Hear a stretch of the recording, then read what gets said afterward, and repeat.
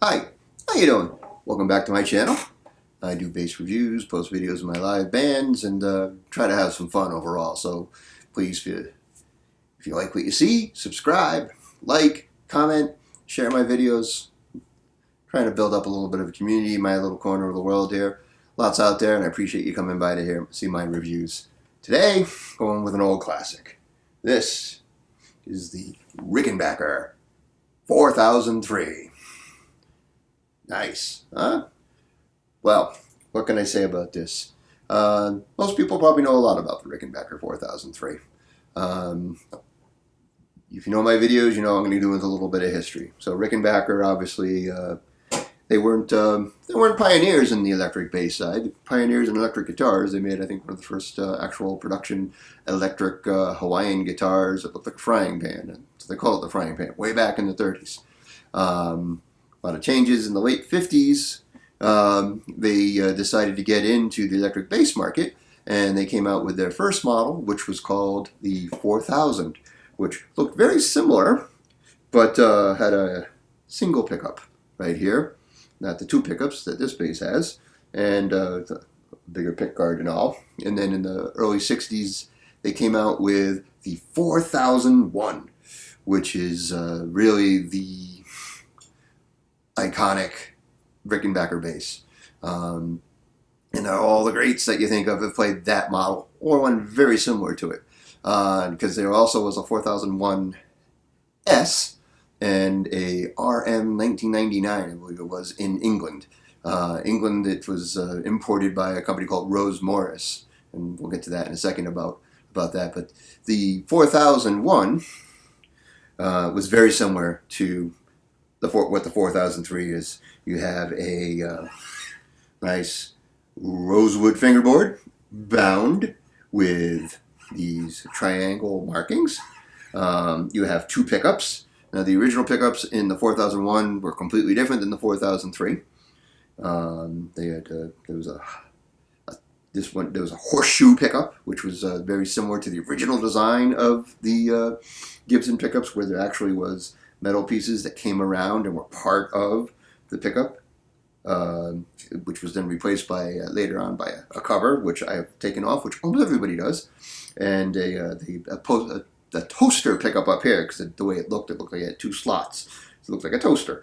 But that was the 4001. Now the 4001S, I know, so has body binding. The 4001S has dot inlays, no binding, a little plain looking, and that's the one that was exported to England, and that's the one that John Entwistle, I believe, had one of the first ones ever in England, and he set off a revolution, and a whole bunch of people, especially a young kid named Chris Squire, saw John Entwistle playing that bass and decided he had to have one. So Chris Squire is one of the people that is tightly associated with the Rickenbacker 4001, or the Rickenbacker bass in general. Geddy Lee with Rush, obviously, was known for his Rickenbacker, which he played quite a bit. He actually played a whole lot of different basses, but really, the Rickenbacker is such an iconic looking instrument. You see somebody with one, and that sticks in your mind. Entwistle, as I mentioned, played one for a number of years, for maybe not even that long. He went through basses so quickly. Paul McCartney was known for his Rickenbacker as well. His was fancy because they are neck-through basses, right? All maple, neck-through. And to save money, Rickenbacker uses the same necks, or did use the same necks on the left-handed and the right-handed basses. So McCartney's bass, when he played it, the body was right, but the headstock is swapped around because they just used the same neck and just glued the body wings on the other way. So, hey, whatever. But McCartney, obviously, Lemmy from Motorhead played a Rickenbacker bass. He had his own custom model, which is based on the 4004 series, which is a totally different bass. We won't get into that. But those are people that there's some other ones around that were quite known for it as well. Ed Gagliardi from Foreigner, Mike Mills from REM played one as well. I mean, tons of people played Rickenbacker basses. In the early 80s, I think 83 or 82, 83, the Rickenbacker came out with the 4003, which as a successor to the 4001, and they claimed it was designed for round strings. Now, most of the people that played Rickenbackers used round rounds anyways, but I guess the necks didn't support, so it had better truss rods, and some other changes were made. And also they went to these newer pickups that are called high gain pickups, which sound better. And basically the 4001 and 4003 overlapped for a while. They actually, at one point in the late 70s, made the 4001 into a set neck bass instead of the neck through, and the 4003 has always been a neck through. I actually had, about 25 years ago, had a 4003 in 1982 or in 83, and those were known because they had a split pick guard. God, I was stupid and sold it. I wish I never did. I should have kept that bass, but oh well. Yeah, anyways. So let's go into a little bit more of the details on this. So first off, this is a jet glow finish. That's what Rickenbacker refers to the black finishes on their guitars as, jet glow, and it's a really high, shiny, gloss mirror finish. There's some fine scratches on this. This is an older bass. This is a 2016, but it was almost like new when I got it. So, and like I said, the current model is almost unchanged. What else do we have on here? We have Rickenbacker brand, but they're shower style, Fender style tuners. You have the infamous Rickenbacker truss rod cover. The thing always funky is this. It's a single ply plastic pick guard. It almost looks kind of cheap compared to the rest of the bass, but that's what they go with. As I mentioned, there's a pickup cover that comes with this. That's just chrome plated plastic. It's not even metal. And really, it's kind of in the way, and it's more aesthetic than anything nowadays. It doesn't do anything. Whatever. Now, let's get to the bridge. The bridge is really cool. If you notice, now these are, a lot of people don't like these bridges. They are kind of funky, and it's it's their design they've used forever. Hipshot makes one that is very popular to replace it, but because they tend to lift and pull up. But what's neat about this one here, it does have a mute system. You can see right here, these are screws that pull the mute up, and you can get some muted tones. Very cool. Rickenbacker's not known for that, right? Clanky, bright sound is what Rickenbacker's known for. And so what this model has, so we have very straightforward pickup selector. There's your neck, both, then your bridge. You have, now this is a little funky, you got to keep it straight here. So the volume and tones for the pickups are lined up like here. So you have your bass volume and bass tone, which refers to this pickup. Treble volume, treble tone, which refers to this pickup. You notice this one here has a push-pull switch. This is a classic circuit, I think is what they call it. So when the switch is pulled out, it sounds like the old 4001. And the 4001, the original bass, had a capacitor on the treble pickup that rolled off a lot of the bass, so it gave them more of a snappier sound, and that's where the signature Rickenbacker sound really comes from.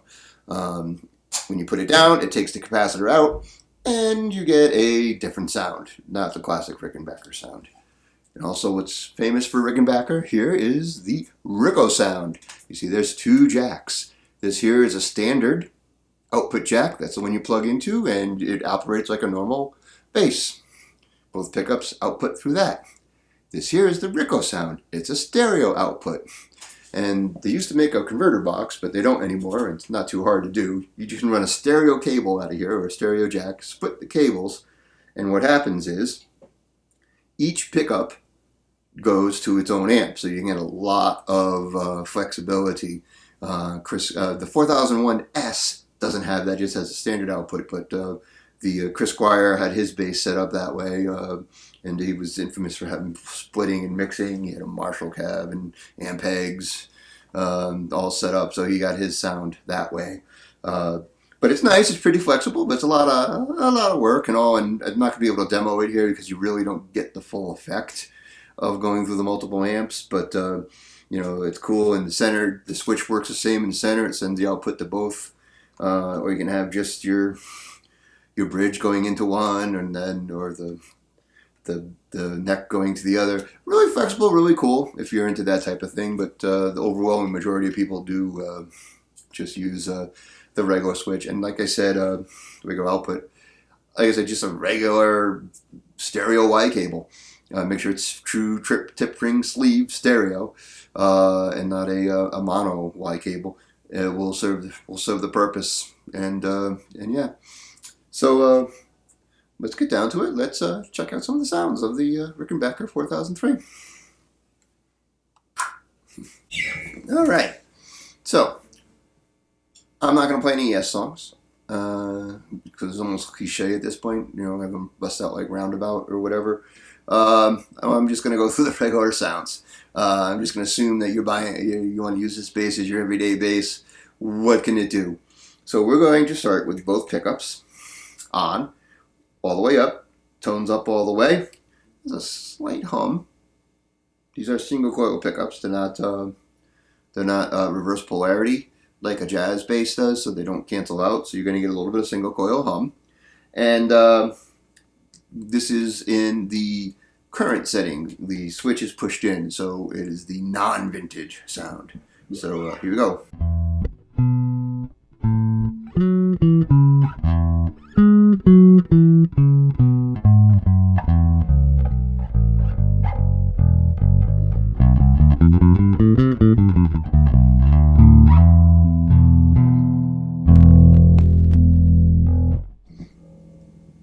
Oops. I had a loose cable there. Yeah. So now the difference thing with this here, a lot of other basses have, you know, a master tone. This has individual tones, so you can really get fancy with whatever you want to do. Let's roll this back a little here.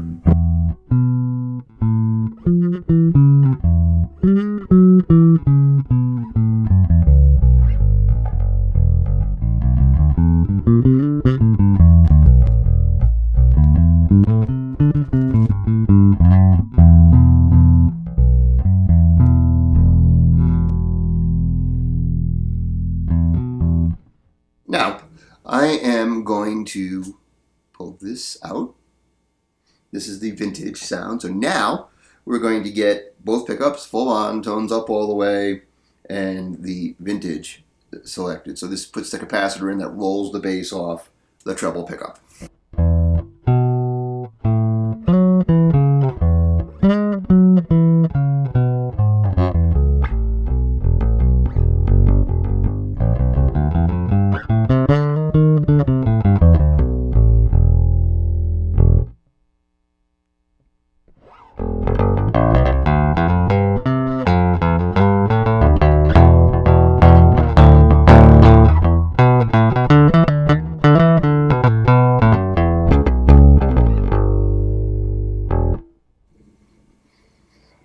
I was once told Rickenbackers are meant to be played with picks. I don't know, so that's why I threw the pick in there. So that's what the vintage sounds. Let's do the little picking with the modern sound in.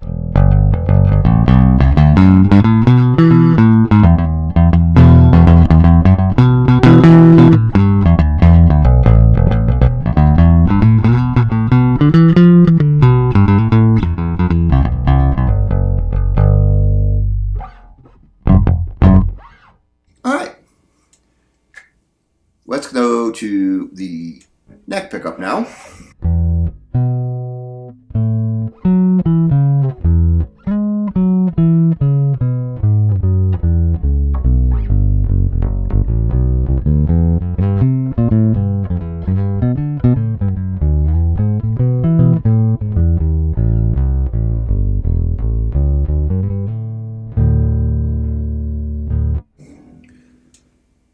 So you can see a little darker sounding there. We're going to roll the tone back.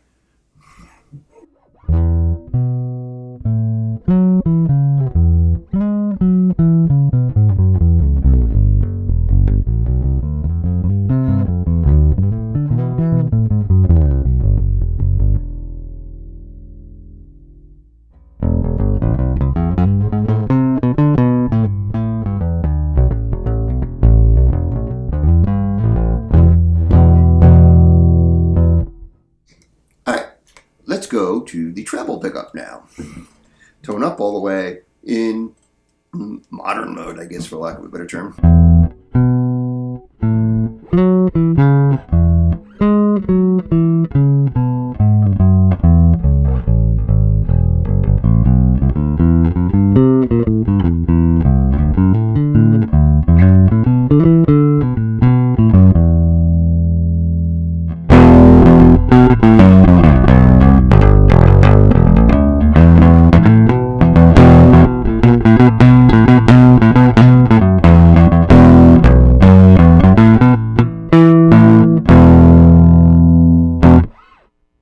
Nice. So you see brighter sounding and all. A little more output on the treble pickup than on the bass pickup. Now, I'm not going to change the tone. I'm going to put the capacitor in the circuit with the vintage tone sound, and let's hear how this sounds.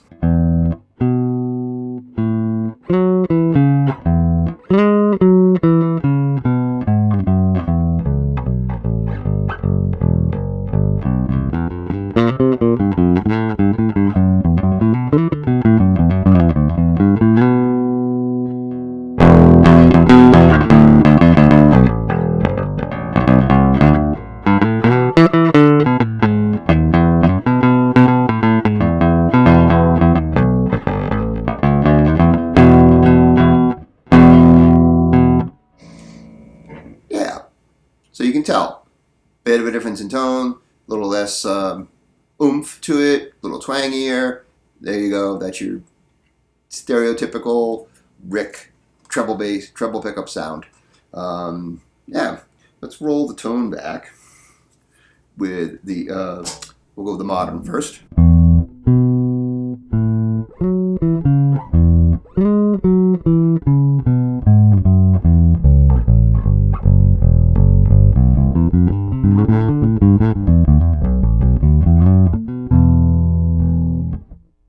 Now with the vintage setting.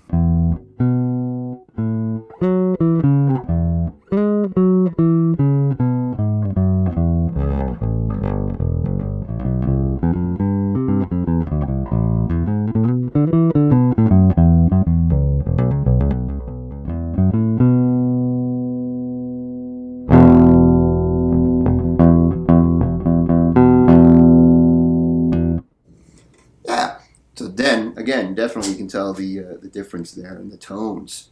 Not bad. Here we are, everything up all the way. But what I'm going to do now is we're going to bring the mutes into play. So how you do this is you crank down on the thumb screws, and that brings your mutes up. And we'll go old school here. We'll go bass pickup, and we'll have the tone rolled off all the way, and the mute up all the way, and let's see what we got.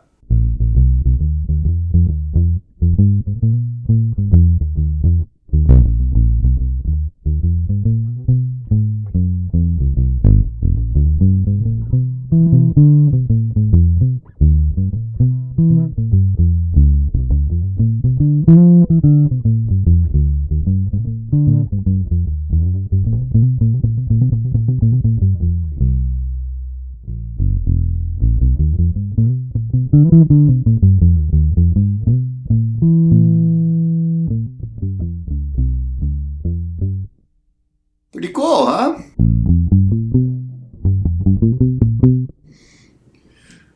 Both pickups have the tone rolled off all the way on the bass pickup and the tone up all the way on the treble pickup. Oops.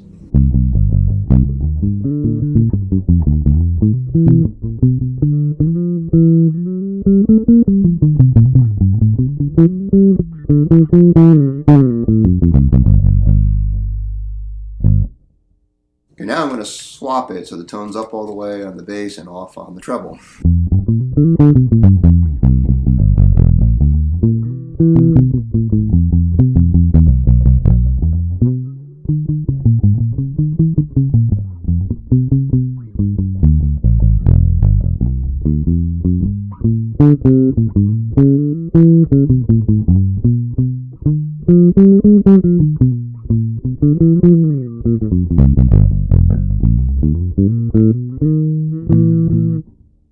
And pull the vintage up for the heck of it.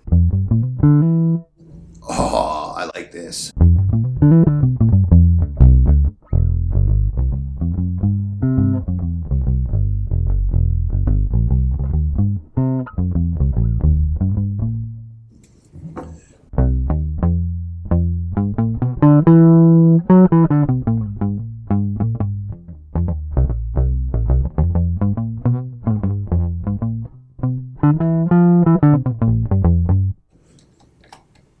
Tone back up all the way, vintage, mutes up all the way.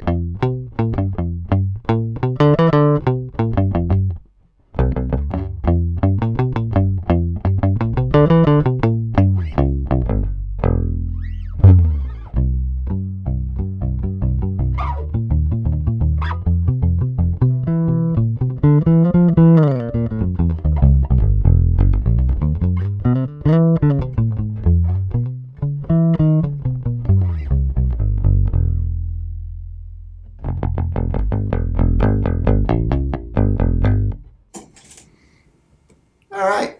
You know what? This is the first time I've done a lot of fooling around with the mutes up, and here's some cool tones.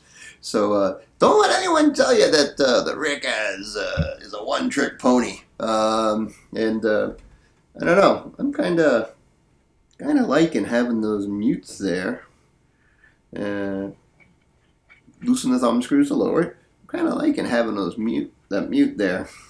So I don't know. Let me keep this bridge. Fun stuff.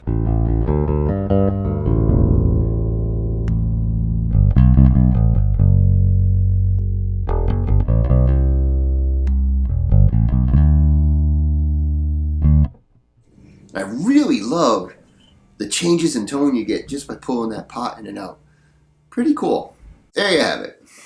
This is the Rickenbacker 4003. As I said, current production models, which are kind of hard to get. They are all handmade in Southern California, and Rickenbacker is known for being kind of quirky with things. Usually a long wait time. The prices on these go up and down all over the place. I think they're up again right now. A lot of the used ones are going for over $2,000, which new ones go for. Yeah, let me know what you think. It's a classic. It's some people, if you're a bass collector, you probably want to have one of these in your collection. If you're a classic bass collector, you want the 4001. Hey, this is a pretty cool bass. Weight-wise, I didn't weigh it. I think this one's got to be around between 9 and 10 pounds. It's a little heavier than maybe you'd like it to be, but forgot to mention, it's a 33-inch scale. Rickenbacker always does things its own way, so it's not a short scale. It's not really a medium scale, because 32-inch tends to be considered medium scale, but it's not a long scale, which is 34-inch. So 33-inch scale, it's got its own sound to it because of that. It's really a unique instrument. I know people do some mods to it. It's very popular to replace the neck pickup, especially. I don't know. Let me know your thoughts. Feel free to comment, like, subscribe. Tell me I'm full of it if you think so. But again, subscribe. Check out my playlist of other reviews. Another video will pop up there. And yeah, rock on.